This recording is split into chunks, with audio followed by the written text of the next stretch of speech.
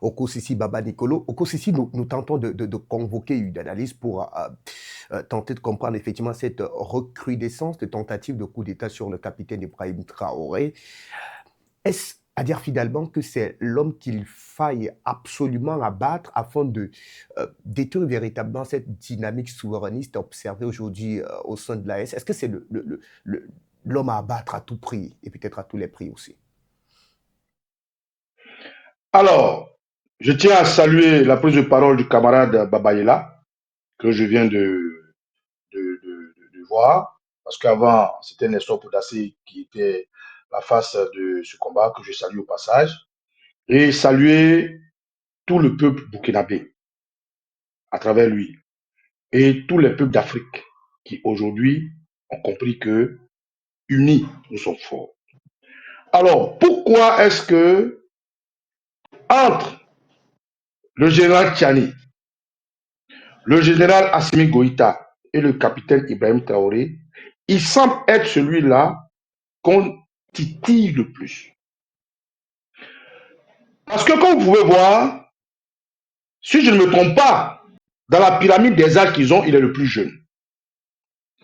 Comme vous pouvez voir, les trois comme un triangle qui représente une force d'unité dans l'AES est celui-là que les grands frères donnent cutus, force d'établir un lien avec la jeunesse, parce qu'il est plus proche de ces nombreux jeunes-là qui, en âge, sont décalés du général Tchani et du général Assimi Goïta.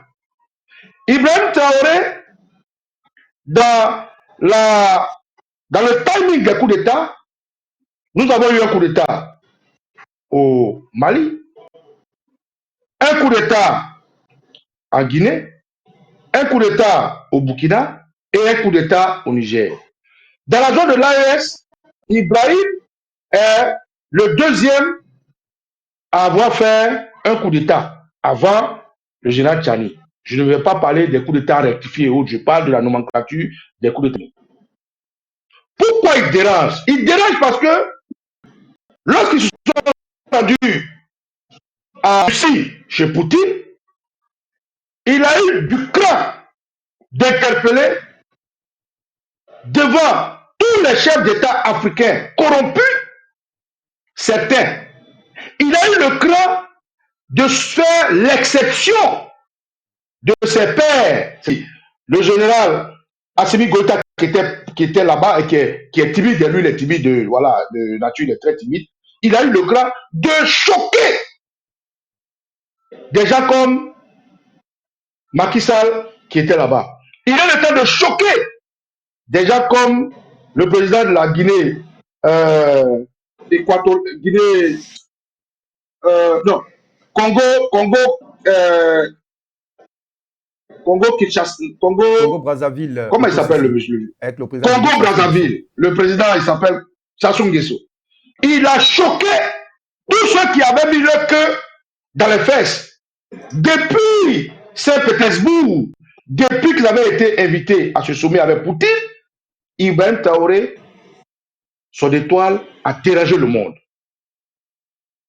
Déjà là, ensuite en Afrique, les actions qu'il mène, il communique, il parle, il tense l'Occident, il dit haut et fort non à l'Occident, là où le général Tchani et Assimi Goïta sont très diplomates. Le général Tchani, en tant que président, porte la voix de toutes ces structurations, de ces révolutionnaires burkinabés. Il montre directement, parce qu'il dit avoir compris qu'ils ont été manipulés, comme il disait déjà pour le plan Gbagbo, que hier, ils nous ont fait croire que Gbagbo était le mauvais. Mais aujourd'hui, nous regrettons, nous avons compris que c'est comme ça qu'il parle. Le général Ibrahim Traoré a convoqué la presse burkinabé avec laquelle il a discuté du rôle de la communication, et lui, il communique. Rarement vous allez voir le président Assimi Goïta communiquer autant. Rarement vous allez voir le président Tchani communiquer. Mais lui, il parle. Il est actif. Il est vivant. Et c'est ça qui attire la réalité de la jeunesse vers lui. Et c'est ça qui attire tous les jeunes à ses côtés. C'est cette réalité-là, vivante, qui aujourd'hui dérange, qui fait que il est la cible. Les gens pensent qu'en touchant Ibrahim Traoré, ils vont affaisser le combat. Mais non, regardez la mobilisation.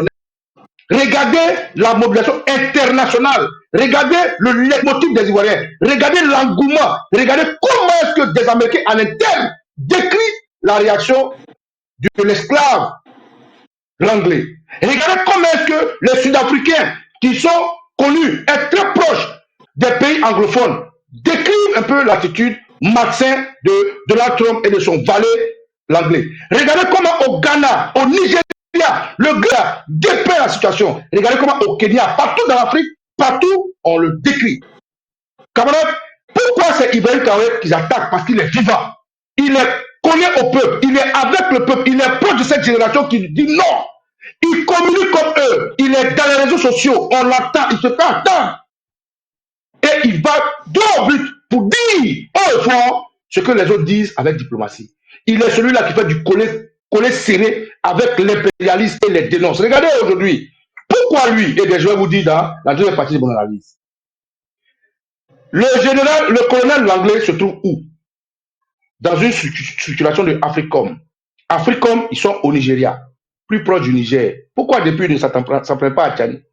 Africom, ils sont au Bénin. Africom, ils sont en Algérie, plus proche du Mali.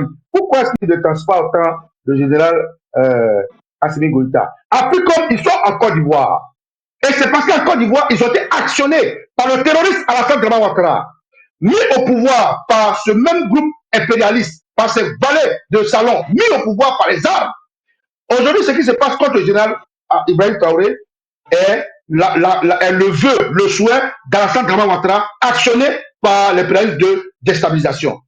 Ils pensent qu'en déstabilisant Ibrahim Traoré, ils enverront un message à Tchani et ils enverront un message à Assimi Goïta. Ils pensent qu'en déstabilisant Ibrahim Traoré, qui est vivant, qui est efficace, qui est vivifiant, ils vont finir par affaisser tous les autres. Et c'est la posture de l'anglais en Côte d'Ivoire avec Africom à Jacquesville qui fait qu'aujourd'hui, il est la cible. Donc, dans tous ces trois cas de figure que je vais vous expliquer, Ibrahim Traoré est plus tensé parce qu'Alassane Dramane Ouattara veut l'éliminer.